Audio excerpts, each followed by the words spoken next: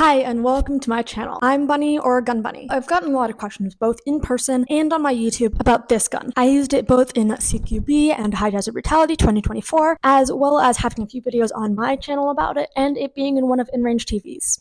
So I thought I would make a video about it to answer some of y'all's questions and give you some insights into the gun. I have some questions here from comments, some footage of me shooting it, and the gun right here to demonstrate. Let's get started. Alright, so I've brought you over to my table. I have some InRange TV posters behind me, my patches, and some of my own art. I also have my makeshift mic stand made out of an old Coke bottle, because this outfit won't let me clip my mic to it without it wobbling around and the audio getting super fucky-wucky, and honestly, I'm really too lazy to change. Yeah, not sponsored by Coca-Cola. So let's start off with some basic info. This is a Glock 40 10mm long slide Generation 5. The red dot on it is a SIG Romeo 4T Pro. The chassis and stock on it, which are what let this give its weird appearance, are actually a B&T USW chassis, and then the holster that goes with this are B&T USW holster, which has been modded to mount the QLS pattern fork. The mags that I used with it are 30-round Glock mags, STS 30-round mags. Now, how the folding function actually works. Hold the gun, you press in this button, the base of the stock itself. It is fairly stiff. While you do that, you kind of push the stock to the right. You push the stock to the right until it starts to fold, and then once you fold it, it's actually fairly easy. To open it, you just have to simply press forward this button with your finger, and it will just pop out, and you just push it and lock it into place. The opening is fairly simple and easy. The closing is a pain in the ass. Now that I've given you the basic info, let's get to some of your questions. First comment, does it have a name? Personally, I refer to it as the Glock'n stock, but technically I would just say it's Glock with the chassis folding stock on it. I don't think it has an official name, so I'm calling it the Glock'n stock. How is it for people with smaller hands? Honestly, it handles really well. I'm used to big things in my hands. The stock does really help, however. It's a really small stock, which works well for me, and my smaller stature as well. I personally really like CZs because of their grips with my hands, and have had issues with certain guns because of how they fit in my hands. But this isn't bad at all, and I would suggest it to anyone with smaller hands, or anyone who's interested in shooting stocked pistols, as it's very easy and intuitive. No judgment, but the 10mm long slide seems to be too big for you. Maybe downsize to a 9mm, downsize to 9mm with compensator. I know you borrowed the Jackal. If you could have any rifle, what would it be? What type of optics were on those guns? What type of ammo? Looking forward to your vids. Thank you for looking forward to my videos. To your first question, because I think there are like 4 in there, or actually, I don't think the first one's a question. To your first suggestion, I actually prefer it bigger.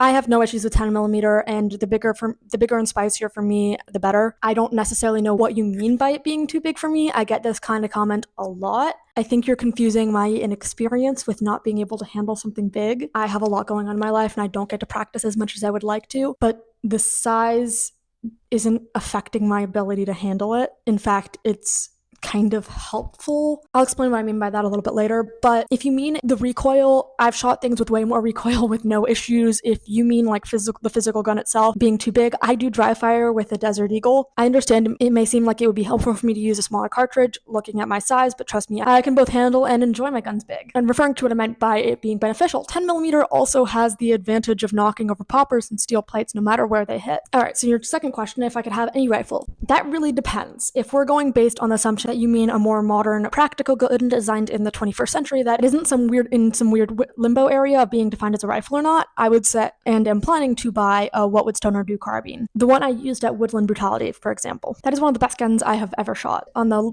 less pedantic and more weird side of things, there are a lot of semi-auto versions of some machine guns from the 20th century that I really enjoyed and would not mind owning, but that's for another video. I'm just cutting in voiceover here because the rest of my video lost its audio, so I'm going to finish the rest of the video by showing you footage of me shooting and just kind of using audio. But before we continue, I just want to let you know that I now have a Patreon.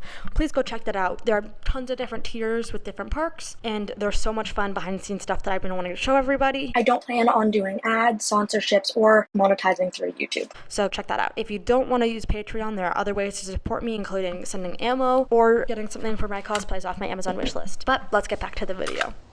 The next comment.